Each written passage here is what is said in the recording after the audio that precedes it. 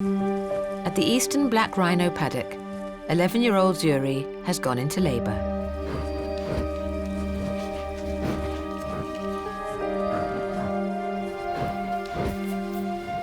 A rhino birth can take up to 12 hours.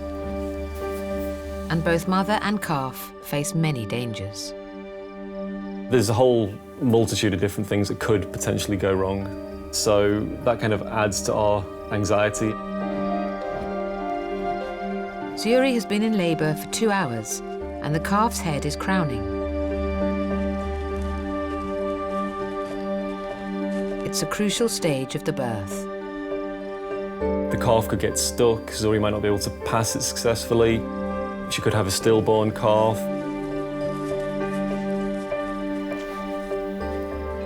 Zuri almost sits on her partially born baby,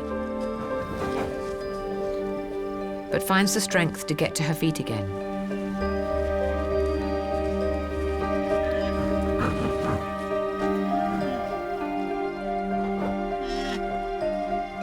Finally, at 12:03 a.m., Zuri gives birth to a baby boy.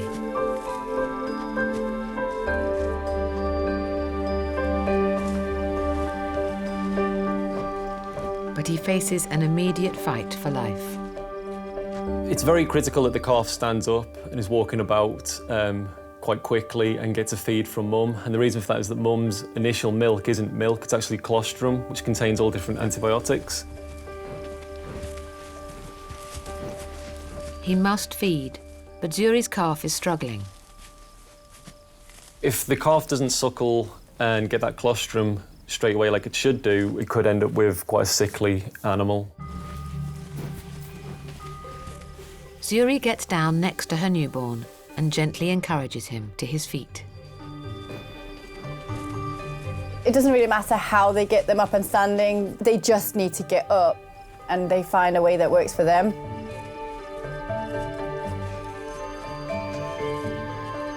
I suppose they don't really have health and safety guidelines. And they don't have baby books either. Zuri's calf attempts to suckle for the first time. For now, he's safe. But bringing up a young animal at the zoo poses its own challenges.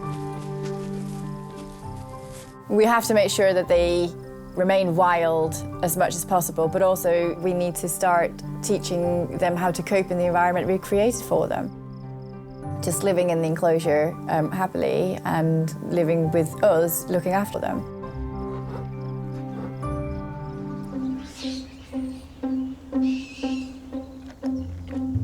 At the eastern black rhino paddock, it's 2 months since baby Ike was born. So far, mum and calf have bonded really well. He's feeding, he's following her around, she's really attentive. Because she is such a calm, relaxed animal, hopefully her calf will just follow suit with her. But unlike his confident mother, Zuri, Ike is a little timid.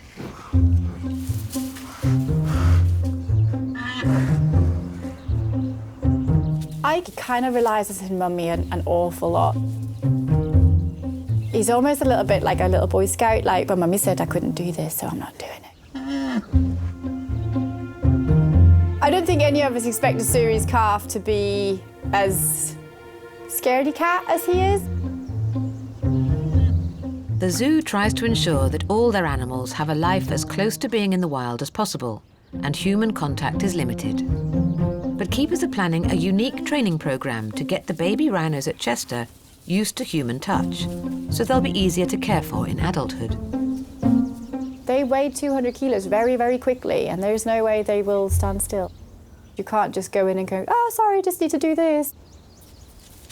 They learn everything they need to know in basically the first 12 weeks, really. So to start the training as soon as possible is kind of vital.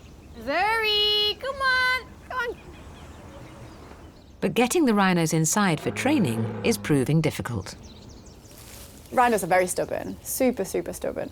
If a rhino won't move, there is no way you can force it. They have very selective hearing. Katani, come on. Zuri, come on. After coaxing from the keepers, Zuri finally leads her calf, Ike, into the training area. Where is he? There he is. There he is. Good boy. Come on, sweetie. Good boy. It's important for them to obviously come over for contact. We need to be able to check their bodies for any cuts, bruises, wounds, whatever they may encounter, which will happen at some point. Hello, handsome. But also for medical procedures. So at some point they need microchipping. We need to teach them to open their mouth for teeth checking. What's he doing? Sorry, come on. It's hoped Mum's friendly nature will rub off on her son, and he will let the keepers touch him. Zuri's quite affectionate towards keepers. She'll actually come over looking for a little bit of a scratch. She'll sit down like a dog and just let you scratch her all day. What are you doing? Hey, what are you doing? Can we go and say hi to your baby? Sweet. Ike's reluctant to follow Mum's lead. Sorry, come on.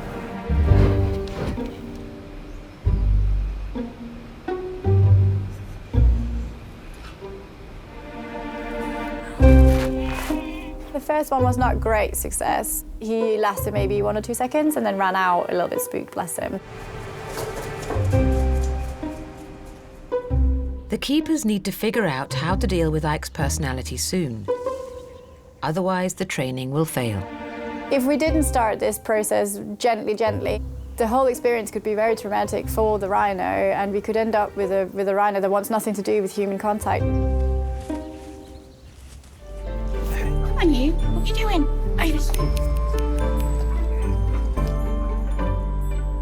And Katani allows her daughter a sniff and a scratch. You're just jealous because Mum's getting on to us, as you are. And if you have the mother rhino's trust and approval, the baby rhino will just follow.